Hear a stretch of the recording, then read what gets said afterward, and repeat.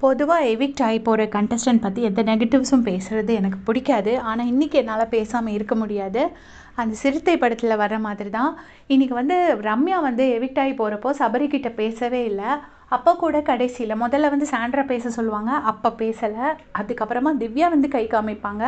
அதுக்கப்புறமா தான் கடைசி போறப்ப ஹக் பண்ணி கன்னத்தெல்லாம் கிள்ளிட்டு அப்புறமா போயிருப்பாங்க. சரி போனது கூட போட்டோம். அங்க போயிட்டு ஸ்டேஜ்ல போய் நின்னுட்டு, எனக்கு அந்த பாசம்லாம் ரொம்ப கிடைக்கல. அந்த பாசமே என்ன இன்னைக்கு இங்க கொண்டு வந்து விட்டுருச்சு அப்படின்னு சொல்லியிருப்பாங்க.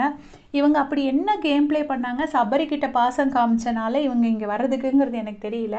ஸ்டார்ட்டிங்ல இருந்து எனக்கு தெரிஞ்சு சபரி ஃபேனா இருந்த ஒருத்தரும் எதிர்பார்த்தது ரம்யா எவிக்ஷன் தான். எப்படா இவ போவா? இருந்து நைட் ஆனா தங்கச்சி தங்கச்சின்னு சொல்லிட்டு தலையை தடவி விடு, தூங்க வை, அப்படி இப்படின்னு சொல்லி சபரியை போட்டு டார்ச்சர் பண்ணி தேவையில்லாம சபரியை இந்த சர்க்கிள்குள்ள இழுத்து சபரியை வெளியில எங்கேயுமே தெரிய விடாமாக்கி அவன் கேம் பிளேயை நாசமாக்கி எல்லாம் பண்ணி முடிச்சுட்டு ஒண்ணுமே பண்ணாம இருந்துட்டு எவிக்ட் ஆகி போய்கிட்டு சபரி மேல உள்ள பாசத்தினால தான் நான் எவிக்ட் ஆயிட்டேங்கிற மாதிரி ஒரு மட்டமான ஒரு ரீசனையும் அந்த ஸ்டேஜ்ல வச்சு சொல்றாங்க.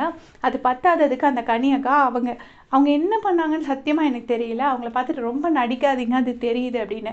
நடிக்கிற மாதிரி கேரக்டரே அவங்க கிடையாது. அவங்களுக்கு அந்த மாதிரி நடிச்சு ஆக்ட் பண்ணணுங்கிற அவசியமும் கிடையாது. இவங்க கிட்ட நடிச்சா அவங்களுக்கு என்ன கிடைக்க போகுது?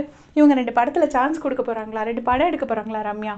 அது தேவையில்லாத. எப்போவுமே அந்த ஸ்டேஜ்ல இருந்து வன்மம் கக்குற கண்டஸ்டன்ஸ் நிஜமா அது ரொம்ப மோசம். அது ஃபன்னா சொன்ன மாதிரி எனக்கு சத்தியமா தெரியல. நான் இவங்க ஏதோ சபரியால ரம்யா கேம் பிளே ஸ்பாயில் ஆகுற மாதிரி ரம்யாவா நினச்சிக்கிட்டாங்க. Actually other way round. ரம்யாவால தான் சபரியோட கேம் பிளே ஸ்பாயில் ஆயிடுச்சு. சும்மா ஒரு சைல்டு மாதிரி அப்பப்போ கொஞ்சம் ஃபர்ஸ்ட் ஸ்டாண்டர்ட் பிள்ளை பேசுகிற மாதிரி. சரி, அவங்க அம்மா அப்பாவோட வளராதனால அவங்கள எதுவும் கமெண்ட் பண்ணக்கூடாதுன்னு நான் முடிஞ்ச வரைக்கும் கண்ட்ரோல் பண்ணி வச்சுருந்தேன். பட் இன்னைக்கு பேசுனது எனக்கு செம்ம கடுப்பாயிடுச்சு. உங்களுடைய கமெண்ட் சொல்லுங்கள்.